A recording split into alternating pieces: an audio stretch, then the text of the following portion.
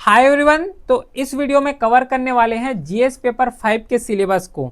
इससे पहले जो है 4 जीएस पेपर का जो सिलेबस है उसको डिकोड कर चुके हैं। ठीक है, इंडिविजुअल क्लासेस किए हैं। जीएस पेपर 1 के लिए अलग से क्लास हुआ है, जीएस पेपर 2 के लिए अलग से क्लास हुआ है। इसी तरीके से जो है जीएस पेपर 5 को आज जो है कंप्लीट करने वाले हैं और लास्ट पेपर होगा जीएस पेपर 5। अगर जीएस को हटा दोगे तो ये 7 पेपर है, 7th नंबर का पेपर है एक्चुअल में, अगर लैंग्वेज और ऐसे को ऐड करोगे तो। लेकिन जीएस के पॉइंट ऑफ व्यू से ये जो है 5th पेपर है। अब इसमें भी प्रीवियसली हर सेक्शन में जो है पूरा मेंस का जो सिलेबस है सीजीपीएससी का, इसको जो है 3 पार्ट में डिवाइड किए हैं। ठीक है, 3 पार्ट में सेम जो है जीएस पेपर 5 को भी 3 पार्ट में डिवाइड किए हैं, जिसमें से जो पहला पार्ट है, इस पहला पार्ट में जो क्वेश्चन आएगा वो वेलफेयर डेवलपमेंट प्रोग्राम और कुछ इंपॉर्टेंट रूल्स एंड रेगुलेशन से क्वेश्चन आएंगे। कुछ इंपॉर्टेंट जो विधान लिए गए हैं वहां से क्वेश्चन पूछे जाएंगे। देखो, जैसे कि सबसे पहले जो क्वेश्चन आएगा और जो मेजर वेटेज रखते हैं वो सोशल एंड इंपॉर्टेंट लेजिस्लेशन, मतलब कुछ इंपॉर्टेंट यहाँ पे जो जितना भी लेजिस्लेशन यहाँ पे स्टार्ट किए गए हैं, कुछ रूल्स एंड रेगुलेशन बनाए गए हैं इंपॉर्टेंट, वहीं से क्वेश्चन आएगा। और इंपॉर्टेंट में कौन कौन से इंपॉर्टेंट है उसका सिलेबस भी यहाँ पे ऑलरेडी दिए हुए हैं। यही कुछ इंपॉर्टेंट लेजिस्लेशन है जिसको अपने को यहाँ पे कवर करके जाना है। इसको प्रिपेयर करने का सिंपल सा मीनिंग ये है कि इसमें जितना भी जो रूल्स हैं उसमें जो की फीचर्स हैं ना, उन की फीचर्स को ही बस यहाँ पे कवर करके जाओगे। बाकी को यहाँ पे कवर करने की जरूरत नहीं है। कुछ इंपॉर्टेंट सी की फीचर्स होते हैं जो कि फ्रिक्वेंटली बार बार क्वेश्चन आते हैं, तो उसी को बस यहाँ पे प्रिपेयर करके जाना है। और कुछ बेसिक्स इन्फॉर्मेशन जैसे कि कब यहाँ पे इसको लॉन्च किए गए हैं, कोई रूल्स लाए हैं तो कब लॉन्च किए गए हैं, और उसका रीज़न कि एक्चुअल में क्यों इसको लॉन्च किए गए हैं और उसका इम्पैक्ट क्या हुआ है नॉर्मल पीपल के रेस्पेक्ट में, ये सब यहाँ पे कवर करना है।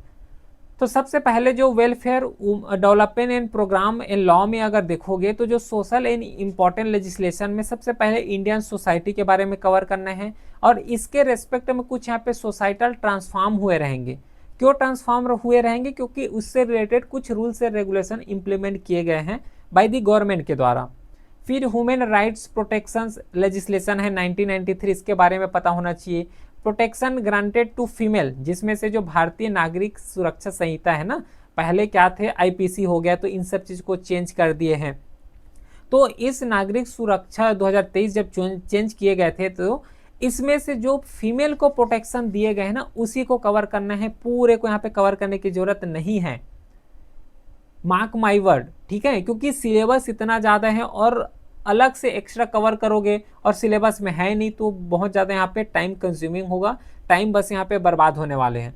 उससे अच्छा जो सिलेबस में है सिलेबस को स्ट्रिक्ट होकर यहाँ पे कवर करो। तो जो 2023 में जो भारतीय नागरिक सुरक्षा संहिता लाए गए हैं ना, उसमें से जो फीमेल से रिलेटेड जो प्रोटेक्शन दिए गए सिर्फ उसी को कवर करना है। फिर भारतीय न्याय सुरक्षा जो 2023 है इसको कवर करेंगे, जो कि इंडियन कॉन्स्टिट्यूशन क्रिमिनल लॉ ही है ये। फिर प्रोटेक्शन एक्ट 2005 को कवर करना है, जो कि फीमेल से जितना भी यहाँ पे प्रोटेक्शन दिए जा सकते हैं डोमेस्टिक वायलेंस से, उसको यहाँ पे कवर करना है। फिर सिविल राइट प्रोटेक्शन एक्ट हो गया 1955। फिर schedule caste and schedule tribe atrocity protection act हो गया 1989 का। फिर राइट टू इन्फॉर्मेशन एक्ट है 2005। Environmental protection act 1986, consumer protection act 1986, information technology act हो गया 2000 का। फिर करप्शन प्रिवेंशन एक्ट है 1988। तो ये जो पार्ट 1 है, तो पार्ट 1 में यहीं से यहाँ पे क्वेश्चन पूछे जाएंगे सोशल और इम्पोर्टेंट लेजिस्लेशन में, इतना बस कवर करके जाना है। फिर सेम इसी तरीके के जो छत्तीसगढ़ में कोई रूल्स लाए गए हैं, जैसे कि कस्टमरी जितना भी वेरियस लॉ हो गया या फिर एक्ट हो गया जो कि छत्तीसगढ़ से रिलेट करते हैं, ऐसा कुछ इंपॉर्टेंट रूल्स से रेगुलेशन भी लाए रहे होंगे जो कि पीपल के वेलफेयर के लिए हैं, और उससे क्या इम्पेक्ट हुआ, कैसे डेवलपमेंटल इम्पेक्ट हुआ जो कि छत्तीसगढ़ में रह रहे हैं उन लोगों के लिए। ठीक है, तो ये जो है सेकेंड पार्ट है और इसको जो है छत्तीसगढ़ रेस्पेक्ट से हमें कवर करने की जरूरत है। फिर जो छत्तीसगढ़ गवर्नमेंट के द्वारा कुछ वेलफेयर स्कीम्स लॉन्च किए गए हैं, अब ये जितना भी स्कीम्स आएंगे ना, जो क्वेश्चन पूछे जाएंगे या तो वो न्यूज़ में रहे होंगे या तो कुछ स्टैटिक पोर्शंस में रहे होंगे जो कि बहुत ज़्यादा इंपॉर्टेंट है, तो वहाँ से क्वेश्चन आएगा। बात समझ रहे हो? तो जो न्यूज़ में है उसको ही ज़्यादा फोकस किए जाते हैं। तो कुछ कस्टमरी वेलफेयर्स हो गया, पीपल ओरिएंटेड या फिर कुछ इंपॉर्टेंट स्कीम्स हो गए जो कि गवर्नमेंट छत्तीसगढ़ गवर्नमेंट के द्वारा इंट्रोड्यूस किए गए हैं, तो वहाँ से क्वेश्चन पूछ सकते हैं। तो जो पार्ट 1 है, तो पार्ट 1 में सिंपल से यही सिलेबस है है ना, जो जीएस पेपर 5 है, तो पार्ट 1 में सिंपल से यही सिलेबस को ही बस हमें कवर करके जाना है। और ये सब कैसे कवर कर सकते हो, ये गाइडिंग फैक्टर होगा प्रीवियस ईयर क्वेश्चन पेपर। अगर पीवाईक्यू को कवर कर लोगे, पीवाईक्यू को समझ लोगे कि एक्चुअल में कैसे क्वेश्चन आ रहे हैं, तो आसानी से अंडरस्टैंड यहाँ से हो जाएगा। फिर जो पार्ट 2 है, क्योंकि 3 पार्ट में डिवाइड किए गए हैं, तो जो सेकेंड पार्ट है इसमें से जो नेशनल और इंटरनेशनल लेवल में जितना भी स्पोर्ट्स हो गया या फिर कोई इवेंट्स है जिसको ऑर्गेनाइज कर रहे हैं या फिर उसका ऑर्गेनाइजेशंस कौन है, वहां से क्वेश्चन आएगा। जैसे कि देखो यहाँ पे दिए गए हैं कि यूनाइटेड नेशन और उसका कुछ एसोसिएटेड ऑर्गेनाइजेशंस हो गए, जैसे कि यूनाइटेड नेशंस का जो है सिक्योरिटी काउंसिल हो गया, यूएनडीपी हो गए, है ना, फॉरम्स हो गए, ये सब चीज़ से जो है क्वेश्चन पूछे जाएंगे। फिर इंटरनेशनल मॉनेटरी फंड जो कि आईएमएफ है ना, वर्ल्ड का जो है एक इंटरनेशनल लेवल में मॉनेटरी फंड है, फंड दिए जाते हैं, है ना, लोन दिए जाते हैं। सेम जो है वर्ल्ड बैंक हो गया, फिर एशियन बैंक हो गए, सार्क का क्या यहाँ पे प्रोविजन है, कब इसको फाउंड किए गए हैं, सेम ब्रिक्स हो गए, और कुछ अदर इंपॉर्टेंट बाइलेटरल या फिर रीजनल ग्रुप जैसे कि आसियान हो गया, आसियान के साथ जैसे कि जो है एससीओ का समिट हो गया या फिर एससीओ ऑर्गेनाइजेशंस हो गए, ठीक है, सार्क हो गया। तो इन सब चीज़ से एक्चुअल में क्वेश्चन पूछे जाएंगे।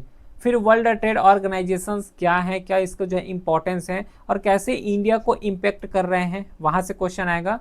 और नेशनल एंड इंटरनेशनल स्पोर्ट और कैसे जो है कॉम्पिटिशन्स वहाँ पे हो रहे हैं, उससे आएगा। एक्चुअली ये जो पार्ट है ना, तो इस वाले पार्ट से जो क्वेश्चन आते हैं वो मोस्टली जो न्यूज़ में रहे हैं और कुछ स्टैटिक हो गए वहाँ से आते हैं, लेकिन अधिकतर जो न्यूज़ में रहे हैं वहीं से ही क्वेश्चन देखने को मिलता है यहाँ से, ठीक है। फिर जो पार्ट 3 है, इस पार्ट 3 में इंटरनेशनल और नेशनल एजुकेशन जो इंस्टीट्यूट है और उसका कैसे इंपॉर्टेंट हो सकता है ह्यूमन डेवलपमेंट करने में, यहाँ से क्वेश्चन आएगा। एक्चुअल में देखो यहाँ पे कि जो स्किल्स ह्यूमन रिसोर्सेस है उसका अवेलेबिलिटी से क्वेश्चन आएगा। फिर प्रोडक्टिविटी ऑफ ह्यूमन रिसोर्सेस हो गया, एम्प्लॉयबिलिटी कितना हो रहे हैं, किस तरीके से जो एम्प्लॉयमेंट है उसका ट्रेंड देखने को मिल रहा है, ये क्वेश्चन पूछे जाएंगे। फिर किस तरीके से एम्प्लॉयमेंट को जनरेशंस करने में या फिर ह्यूमन को एज अ बिल्ड करने में, ह्यूमन के माइंड को या फिर ह्यूमन को एज अ स्किल्ड डेवलप करने में किस तरीके से वेरियस इंस्टीट्यूशन है, काउंसिल है जो कि पूरे इस तरीके से जो है डेवलपमेंट कर रहे हैं, चाहे ह्यूमन स्किल्स हो चाहे कैपिटल्स हो। फिर हायर एजुकेशन हो गया, नेशनल कमीशन फॉर रिसर्च जो एनसीईआरटी हो गया, फिर जो है नेशनल एजुकेशन स्कीम्स लॉन्च किए गए या फिर एडमिनिस्ट्रेटर इन जो है यूनिवर्सिटीज़ हैं, तो यहाँ से जो है क्वेश्चन पूछे जाएंगे। कौन सी यूनिवर्सिटी जो है पूरा यहाँ पे स्कूल्स एजुकेशन को एडमिनिस्ट्रेशंस कर रहे हैं। फिर यूनिवर्सिटी ग्रांट कमीशंस हो गए यूजीसी, वहाँ से क्वेश्चन आएगा। फिर ओपन यूनिवर्सिटी हो गए, फिर एनआईओएस हो गए, उसी के साथ जो नेशनल एजुकेशन टीचर काउंसिल हैं, नेशनल वोकेशनल एजुकेशन काउंसिल हो गए। तो बेसिकली यहाँ से जो क्वेश्चन आएगा ना, वो पूरा यहाँ पे थोड़ा सा जो कॉन्सेप्चुअल होते हैं, कॉन्सेप्चुअल के साथ जो फैक्चुअल्स होते हैं वहाँ से क्वेश्चन आएगा। और मोस्टली यहाँ पे जो क्वेश्चन देखने को मिल रहा है सिलेबस में पूरा इंस्टीट्यूशन बेस्ड ही है, ठीक है। लेकिन और कुछ यहाँ पे एक्स्ट्रा भी हैं, जैसे कि ह्यूमन रिसोर्सेज हो गया, किस तरीके से ह्यूमन के रिसोर्सेज को एज ए एडवांस लेवल में यूटिलाइज कर सकते हैं। फिर national law university, institute of technology हो गया, आईआईटीज़ हो गए, किस तरीके से इंडिया को एडवांस लेवल में लेके जा रहे हैं in the field of science and technology. उसी के साथ जो एलिमेंट्री एजुकेशन कैसे यहाँ पे एक रोल प्ले कर सकता है एक चाइल्ड के माइंड को डेवलप करने में, है ना, फ्यूचर यहाँ पे डेवलप करने में।